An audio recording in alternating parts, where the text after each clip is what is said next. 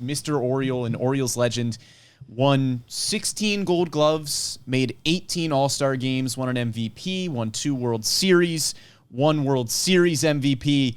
And for somebody as accomplished as Brooks Robinson, it's pretty amazing that when anybody talks about Brooks, they don't talk about the on-the-field accomplishments. They talk about the person and who Brooks Robinson was.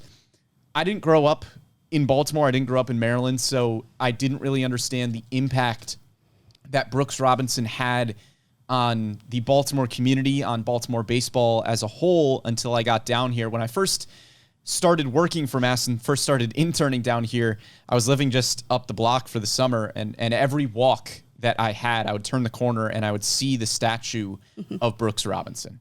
And I remember the first time that I had the privilege of being in the same room as Brooks Robinson. It was being in the presence of a living legend. And it was a pleasure to get to hear some of the stories that we heard from Scott Garceau, from Jim Palmer, from guys who really knew Brooks Robinson well.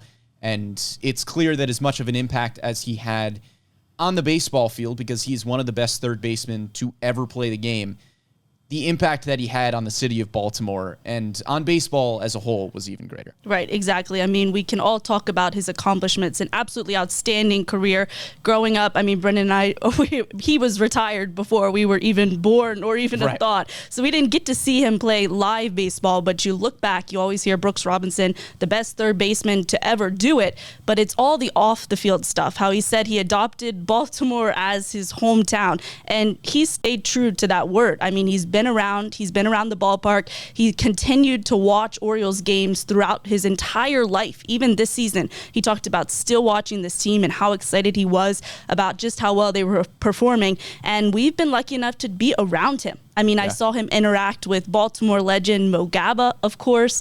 I saw him interact with Trey Mancini on the field, and he is just truly an amazing human being. And you don't get to say that about a lot of people in general, about a lot of athletes sometimes, and to be that good of an athlete for that long of a career, be a staple in Baltimore and in the game of baseball, and be one of the best human beings you'll ever meet, you don't see that. No, not at all. Brooks Robinson, special player, special guy, and like I said off the top, it's pretty spectacular that somebody wins 16 Gold Gloves and makes 18 All-Star games, and that's not really how they're remembered in the city where they played their career. You know, that's just the kind of impact that Brooks Robinson was able to have.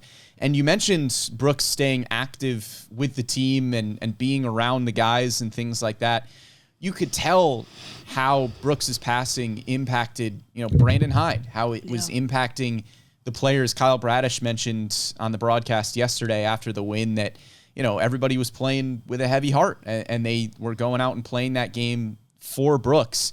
And for Brooks to be able to be in the clubhouse a little bit, to talk to the guys, I know he was in the clubhouse last year, that has to mean a ton for these young players who are coming up as the next generation of great Orioles athletes. Right. Here with Gunnar Henderson, Adley Rutschman, guys like that are kind of taking the mantle as guys who are going to be leaders not only on this ball club but in this community.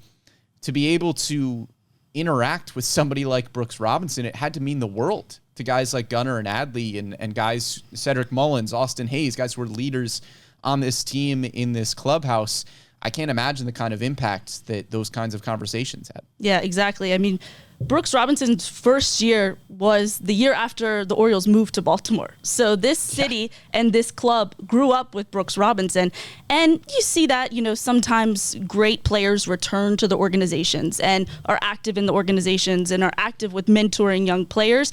But you never see a guy that, grew up, helped build this organization back in Baltimore, and then still has such a big impact on the team today, returning to the playoffs.